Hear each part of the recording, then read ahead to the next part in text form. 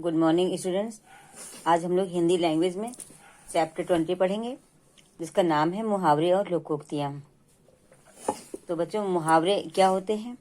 मुहावरे आप लोग अक्सर बोलते हैं, सुनते हैं, और हम लोगों ने 7th में भी मुहावरों के बारे में पढ़ा है।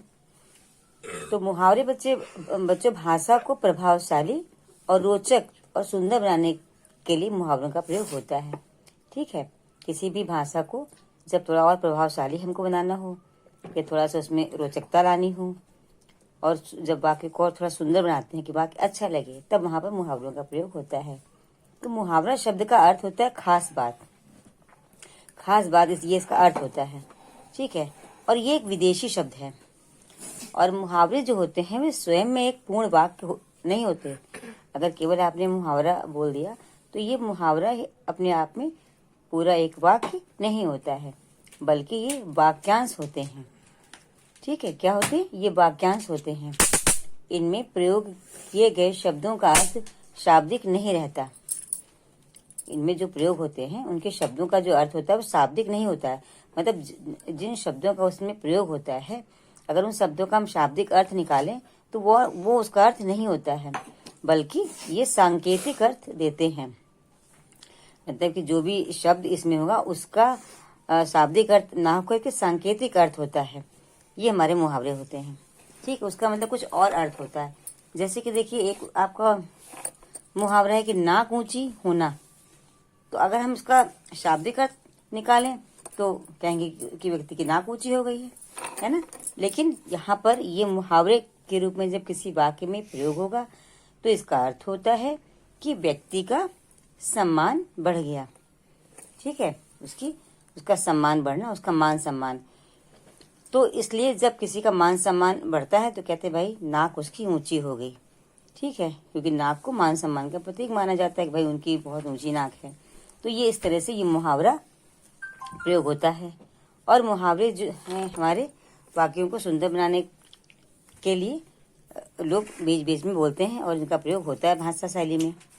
ठीक है, और यदि अब देखिए, एक वाक्य है कि शीला के पुत्र ने आईएएस की परीक्षा पास की तो उसका समाज में सम्मान बढ़ गया। ये एक वाक्य है। ठीक है, लेकिन अगर हम इस वाक्य को इस प्रकार से कहें कि शीला के पुत्र ने आईएएस की परीक्षा पास की तो समाज में उसकी नाक ऊंची हो गई।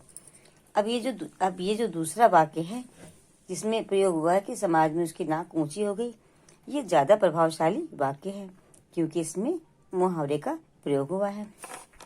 और ऊपर वाला आपका वाक्य जो है ये साधारण वाक्य की तरह से रह गया है, तो इसीलिए मुहावरों का प्रयोग होता है। तो बच्चों, मुहावरों का प्रयोग करने के लिए जब हम करते हैं वाक्य में तो किन किन बातों का ध्यान रखना है? तो देखिए, किन किन बातों का हमें ध्यान रखना है कि मुहावरे में किसी भी शब्द का पर्यायवाची शब्द नहीं लिखना है। पर्यायवाची जो पता है ना कि उसी समान अर्थ जो देने वाला कोई और दूसरा शब्द। तो मुहावरे में किसी भी शब्द का पर्यायवाची शब्द हमें नहीं लिखना है, अन्यथा उसका अर्थ बदल जाएगा। अगर हम मुहावरे में उस शब्द का पर्यायवाची शब्द लिख देंगे तो उस मुहावरे का अर्थ बदल जाएगा। और मुहावरे में हमें लिंग और वचन के आधार पर मुहावरों की क्रिया और अन्य शब्दों का स्वरूप बदलता है। ठीक है, जैसा लिंग होगा और जैसा जो वचन होगा उसी के आधार पर मुहावरों की क्रिया हम लगाते हैं जब वाक्य में उसे हम प्रयोग करते हैं। ठीक है, जब मुहावरों का वाक्य में प्रयोग होता है तो लिंग और वचन के आधार पर मुहावरों की क्रिया और अन्य शब्दों का स्वरूप बदलता है। और थर्ड पॉइंट इसका क्या है कि मुहावरों का जो प्रयोग है वो हमेशा किसी प्रसंग या परिस्थिति में किया जाता है। मुहावरों का जो प्रयोग होता है वो हमेशा किसी प्रसंग या परिस्थिति में होता है। और मुहावरों का जो प्रयोग है वो स्वतंत्र प्रयोग इसका नहीं किया जाता है। केवल ये नहीं कि बस मुहावरा बोल करके छोड़ दिया। मतलब कि मुहावरे जो है वाक्य से बंधे होते हैं, वाक्य के बीच में इनका प्रयोग होता है। ठीक, तो इस प्रकार से मुहावरे की परिभाषा में हम लिख सकते हैं कि यह एक ऐसा वाक्यांश होता है। मुहावरा जो होता है एक ऐसा वाक्यांश जो अपने शाब्दिक अर्थ से अलग अर्थ देता है। ठीक है, एक ऐसा वाक्यांश जो अपने शाब्दिक अर्थ से अलग अर्थ देता है वह मुहावरा कहलाता है। ये इसकी परिभाषा होगी। अब चलिए आपको कुछ मुहावरे बता देते हैं। जैसे देखिए, आपकी अगर बुक है तो बेटा बच्चों बुक आप खोल लीजिएगा, नहीं है तो वीडियो में ध्यान से देखिए कि अंग अंग मुस्काना। अब अंग अंग मतलब क्या, हमारे शरीर के जो अंग हैं, है ना। तो इस तरह से अगर देखिए इसका शाब्दिक अर्थ हम निकालेंगे तो कि ये तो कैसा लगेगा, बिल्कुल बेकार हो जाएगा कि अंग अंग मुस्काना, ठीक है। लेकिन ये हमारा एक मुहावरा है, तो इसका अर्थ है बहुत प्रसन्न होना। जब आदमी बहुत प्रसन्न होता है तो उसका अंग अंग मुस्कुराता है, मतलब कि वो पूरी तरह से प्रसन्न रहता है, खुश रहता है। तो इसीलिए इस मुहावरे का इसको इस प्रकार से मुहावरा बनाया गया कि अंग अंग मुस्काना, और उसका अर्थ दिया गया बहुत खुश होना या बहुत प्रसन्न होना। अब जैसे आंखें बिछाना, है ना, आंखें बिछाना। अब आंखें बिछाना मतलब होता है कि जब आप किसी के आदर सत्कार में, मतलब बहुत सम्मान से किसी का आदर सत्कार बहुत मन से खुशी से बढ़ चढ़ करके करें तो कहते हैं आंखें बिछाना, ठीक है। तो इसका अर्थ है कि बहुत आदर सत्कार करना, किसी के बहुत मान सम्मान करना। अब देखिए बाएं हाथ का खेल। बाएं हाथ का मतलब कि अधिकतर हम लोग अपना जो भी काम है वो दाएं हाथ से करते हैं, है ना। तो बाएं हाथ से कोई काम करने में थोड़ा सा दिक्कत होती है क्योंकि दाएं हाथ से कर रहे होते हैं। तो ये मुहावरा बना कि बाएं हाथ का खेल, यानी बहुत ही सरल काम, मतलब ऐसा काम जो कि आप बाएं हाथ से भी कर लें, इसमें आपको दाएं हाथ लगाने की जरूरत नहीं है। तो इसलिए इसका अर्थ दिया गया बहुत सरल कार्य, कि बहुत जो सरल काम होते हैं कहते हैं तो हमारे बाएं हाथ का खेल है, मतलब इसको फटाफट हम कर लेंगे। अब देखिए एक आपका मुहावरा है चिकना घड़ा, ठीक है। चिकना घड़ा, चिकना घड़ा होता है जिसपे आप ऊपर अगर पानी छोड़ें, कुछ भी डालें तो तुरंत वो नीचे बह जाता है, बिल्कुल भी पानी को सूखेगा नहीं, रुकेगा नहीं। तो इसका जो है शब्द दिया गया, इसका जो है अर्थ दिया गया है वो है बेशर्म। मतलब बेशर्म होता है कि ऐसे लोग होते हैं कि उन्हें कुछ भी, अगर कुछ बोलो, कुछ कहो, डांटो, तो उस बात का उन्हें कोई असर नहीं पड़ता है।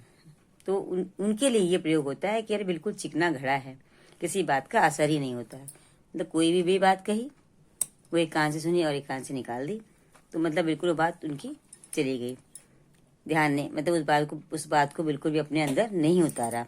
वो होते हैं, उनके लिए मतलब ये मुहावरा होता है प्रयोग कि वो चिकना घड़ा है। तो ये बच्चों, ये हमारे कुछ उदाहरण हैं, इनको आप पढ़ लीजिएगा, ठीक है। अब बच्चों हम लोग पढ़ेंगे लोकोक्तियाँ। तो लोकोक्तियाँ क्या होती हैं? लोकोक्तियाँ होती हैं बच्चों कि ये लोकोक्तियाँ जो शब्द है ये दो शब्दों के मेल से बना है, लोक और उक्ति। लोकोक्तियाँ शब्द दो शब्दों के मेल से बना है, लोक प्लस उक्ति तो मिलाकर बना लोकोक्ति, ठीक है। लोक का अर्थ है कि जनसाधारण, मतलब कि लोग, समाज के लोग, वो हमारे लोग, उससे बना है लोक, ठीक है। लोक में रहने वाले लोग यानी कि जनसाधारण इंसान, मतलब समाज में रहने वाले लोग। और उक्ति का अर्थ होता है कि कही हुई बात, जो बात कही गई उनके द्वारा, ठीक है। यानी कि जनसाधारण मतलब कि लोगों के द्वारा कही हुई कोई बात। तो इस प्रकार इसका अर्थ है कि जनसाधारण जो कि मतलब जो लोग हैं उनके द्वारा कोई जो है बात है, कोई भी ऐसा वाक्य है जो कि इतना बोला गया कि वो प्रचलित हो गया, मतलब वो उसको सब लोग बोलने लगे। तो इस तरह से वो लोकोक्तियाँ बोलते बोलते वो प्रचलन में आ जाती हैं। और एक ने बोला, फिर उसको सुन करके दूसरे ने भी उसका प्रयोग किया, फिर किसी और ने सुना तो उसने भी उस बात को जो बोला। तो इस प्रकार से वो धीमे धीमे वो प्रचलन में जो आ जाती हैं और एक कहावत का रूप ले लेती हैं, ठीक है। कि मतलब फिर वो सब लोग उसको उसी तरह से कहावत की तरह से उसको बोलने लगते हैं। तो वो हमारी होती हैं लोकोक्तियाँ। लोकोक्तियाँ जो होती हैं वो अपने आप में पूर्ण अर्थ प्रकट करने में समर्थ होती हैं। जैसे अभी हम लोगों ने मुहावरे में जो पढ़ा था कि मुहावरों का शाब्दिक अर्थ हम नहीं निकालते हैं, उनका अर्थ कुछ और होता है, लेकिन लोकोक्तियों में थोड़ा में अंतर होता है। जो लोकोक्तियाँ होती हैं वे अपने आप में उनका पूरा अर्थ प्रकट होता है, ठीक है। और ये ये जो होती हैं ये पूर्ण वाक्य होती हैं, और लोकोक्तियां जो होती हैं वो पूर्ण वाक्य होती हैं। मुहावरे में अभी हम लोगों ने पढ़ा था कि मुहावरे हमारे पूर्ण वाक्य नहीं होते हैं, ये वाक्य में जुड़े होते हैं, वाक्य में शामिल होते हैं, ठीक है। लेकिन जो लोकोक्तियां होती हैं ये एक संपूर्ण वाक्य होती हैं। अगर हम इनके संग कुछ और बोलें और शब्दों को जोड़ें इनके साथ या ना जोड़ें, ये अपने आप में पूरा अर्थ प्रकट करती हैं और संपूर्ण वाक्य होती हैं। तो जो लोकोक्तियां होती हैं वो जन साधारण के अनुभव के आधार पर बनी होती हैं, ठीक है। और ये हमारे जीवन से इतना ज्यादा जुड़ी होती हैं कि हम इनका दैनिक जीवन में अक्सर प्रयोग भी करते रहते हैं, और सटीक और जो भी प्रयोग इसका होता है वो उसका सटीक अर्थ देती हैं। लोकोक्तियां ऐसी होती हैं। तो लोकोक्तियों का जो है वो सीधा और सांकेतिक दोनों प्रकार का अर्थ होता है, ठीक है। लोकोक्तियां जो होती हैं इनका सीधा भी अर्थ होता है और इसका सांकेतिक, दोनों अर्थ इनका होता है। तो इस प्रकार हम लोकोक्तियों की परिभाषा में कह सकते हैं कि जन साधारण में प्रचलित बातें तथा कहावतें ही लोकोक्तियां कहलाती हैं। मतलब कि लोगों में जो प्रचलित बातें हैं, जो अक्सर लोग एक दूसरे को बोलते रहते हैं, कहते रहते हैं, और वो धीरे धीरे प्रचलन में आ जाती हैं। कुछ कहावतें ऐसी होती हैं जो अक्सर लोग कहते रहते हैं, तो वो फिर बोलते बोलते वो लोकोक्तियां बन जाती हैं, लोगों के द्वारा कही हुई बातें। इसीलिए इसका नाम रखा गया लोकोक्तियां कि लोगों के द्वारा कहे हुए कथन, ठीक है। अब देखिए लोकोक्तियां क्या होती है, आपको कुछ उदाहरण बता दें कि मान न मान मैं तेरा मेहमान, ये लोकोक्ति है। ये अक्सर आप आसपास कहीं किसी से सुना भी हो सकता है, और लोग बोलते रहते हैं। लोकोक्तियां ऐसी होती हैं कि जो है अक्सर घर में या बाहर कहीं ना कहीं सुनने को मिल ही जाती हैं। और मुहावरे थोड़ा कम मिलते हैं। मुहावरे आपको बुक में ही मिलेंगे या गद्य में मिलेंगे, लेकिन लोकोक्तियों का प्रयोग हमारे दैनिक जीवन में प्रायः होता रहता है। तो देखिए आपको कुछ लोकोक्तियां बताते हैं। मान न मान मैं तेरा मेहमान, ठीक है। तो इसका अर्थ देखिए क्या है, जबरदस्ती मेल बढ़ाना या संबंध बढ़ाना, कि मान न मान मैं तेरा मेहमान। अब देखिए इसका सीधा अर्थ निकलता है, ठीक है, शाब्दिक अर्थ इसका कोई अलग से अर्थ निकालने की आवश्यकता जो नहीं, कि मतलब कि कोई जो है मान सम्मान नहीं, कुछ नहीं, और कोई किसी का जबरदस्ती मेहमान बने। तो मतलब किसी के संग जबरदस्ती जब आप मेल संबंध बढ़ाएं तब इस लोकोक्ति का प्रयोग होता है। एक है अधजल गगरी छलकत जाए, अक्सर आप ये इसको सुनते होंगे। तो अधजल मतलब कि आधी भरी हुई जो है गगरी, वो बहुत ज्यादा उसका वो जो है छलकती है। तो ये जो है लोकोक्ति प्रयोग होती है कि कम गुणी व्यक्ति जो होता है वो अधिक दिखावा करता है, उसके लिए ये प्रयुक्त होती है। और पराधीन सपने सुख नाही, पराधीन मतलब कि दूसरों के अधीन जो व्यक्ति रहता है उसको सपने में भी सुख नहीं, तो इसका सीधा सीधा अर्थ निकलता है, ठीक है। तो इसका अर्थ क्या, गुलामी में कभी किसी को सुख नहीं मिलता। गुलामी का अर्थ होता है कि जब आदमी स्वतंत्र नहीं होता है, किसी दूसरे के अधीन होता है, काम करता है, तो वो गुलाम होता है, क्योंकि वो अपनी मर्जी का कुछ कर नहीं सकता है ना। अब देखिए कि लातों के वो बातों से नहीं मानते, अक्सर सुनते रहते होंगे इस तरह की लोकोक्ति, है ना। तो मतलब कि ऐसे व्यक्ति जो होते हैं, दुष्ट व्यक्ति, वो प्रेम की भाषा नहीं समझते। उनको ढंग से कोई बात बताओ तो उनके समझ में नहीं आती। जब उनको कायदे से समझाया जाता है, मतलब मार के पीट के, जैसे भी जो वो चाहते हैं जिस तरह से, तभी वो समझते हैं।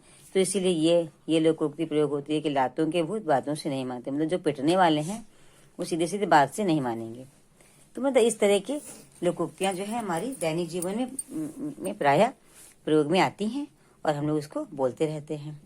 अब आपको हम कुछ बताते हैं इसके लोकोक्तियां और इसके कुछ के अर्थ, ठीक।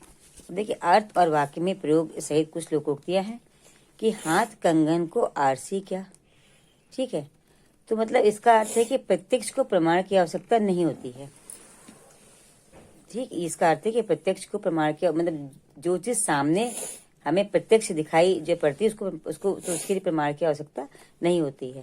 तो इसका देखिए वाक्य में जो कैसे प्रयोग होगा कि जब चोरी के गहने पुराने नौकर के घर से मिले तो सभी ने उसे पुलिस के हवाले कर दिया, क्योंकि हाथ कंगन को आरसी क्या, मतलब जब उस नौकर के घर से चोरी के गहने मिल ही गए तब फिर और किसी प्रमाण की आवश्यकता ही नहीं।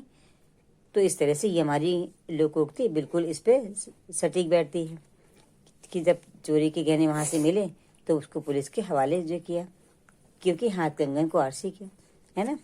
अपनी अपनी ढपली अपना अपना राग, ये भी एक लोकोक्ति है। तो इसका मतलब होता है कि सबका अपना अलग अलग मत होना, यानी कि हर इंसान का अपना अलग अलग मत होता है ना। तो इसके लिए ये लोकोक्ति होती है प्रयोग कि अपनी अपनी ढपली अपना अपना राग।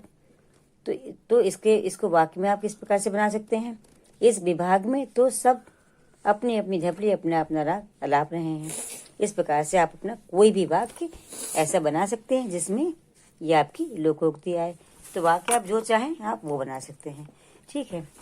और अर्थ, और ये अर्थ इसमें निहित होता है। अर्थ जो लोकोक्ति का सीधे सीधे आपको पता लग जाता है कि इसमें इसका ये अर्थ हो सकता है, क्योंकि आप इसको जो है सुनते रहते हैं। दैनिक जीवन में हम लोग बोलते भी इसको रहते हैं। देखिए, जल में रहकर मगर से बैर, जल में रहकर मगर से बैर। तो देखिए ये लोकोक्ति इसलिए बनी क्योंकि मगर हमेशा जल में ही रहता है ना।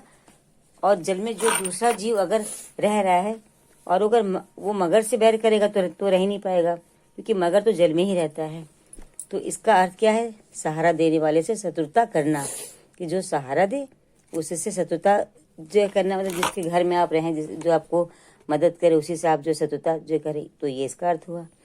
तो इस तरह से ये हमारी लोकोक्तियाँ हैं कुछ। अभी हम आपको कुछ लोकोक्तियाँ देंगे लिख करके, उसके वाक्य आपको स्वयं बनाने होंगे, अर्थ आपको हम लिख करके दे देंगे, ठीक है। तो बच्चों, हम कुछ आपको मुहावरे और लोकोक्तियों का काम देंगे, उन्हें करके आपको और पीडीएफ बना करके भेजना है। अब ये चैप्टर में हमारे सिर्फ मुहावरे और लोकोक्तियाँ हैं। तो ये पूरा हमारा आज ये चैप्टर पूरा हो गया है। इसको आप करके पीडीएफ बना के भेज दीजिएगा। Okay, bye.